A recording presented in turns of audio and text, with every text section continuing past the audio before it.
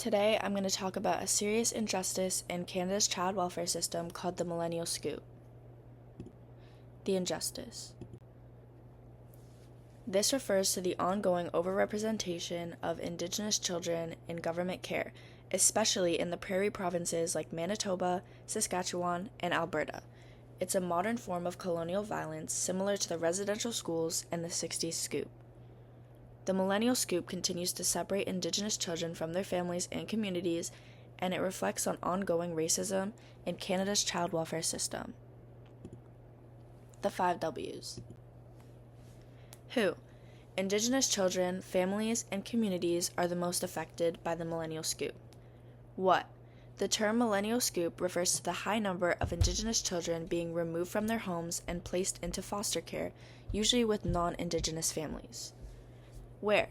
This issue is especially severe in the prairie provinces, Manitoba, Saskatchewan, and Alberta. When? This has been happening from the late 1990s to today, and in many ways, it's a sequel of past injustices. Why? Many reasons are used to justify the removals. Main ones are poverty, substance use, or lack of housing, but these are often symptoms of colonialism and intergenerational trauma, not bad parenting.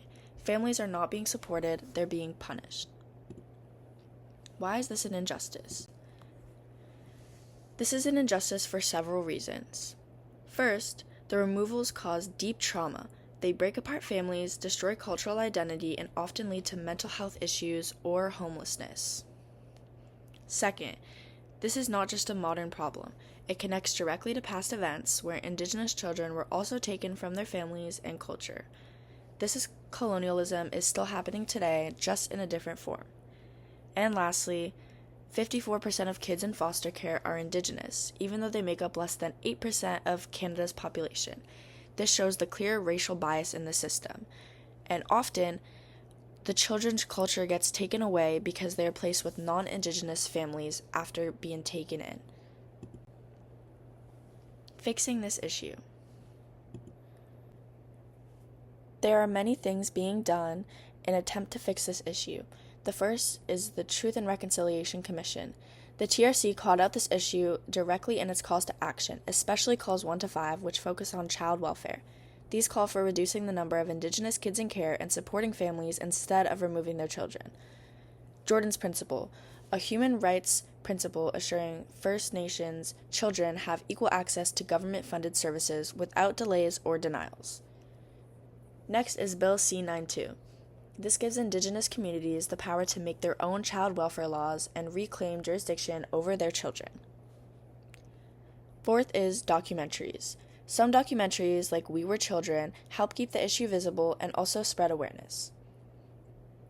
Next is UNDRIP. The following articles, 10, 11, 12, and 13 especially. 10.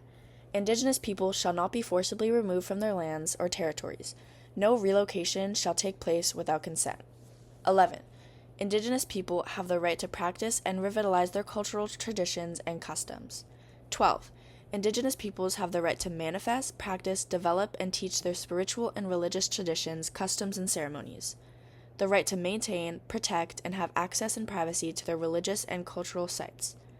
The right to the use and control of their ceremonial objects, and the right to the repatriation of their human remains. 13. Indigenous peoples have the right to revitalize, use, develop, and transmit to future generations their histories, language, oral traditions, philosophies, writing systems, and literatures, and to designate and retain their own names for communities, places, and persons. And lastly, education. Canadian schools teach these topics to students every year, raising awareness. What can we do in order to help out with this issue? First, we can educate ourselves and others about the Millennial Scoop and also the similar past events.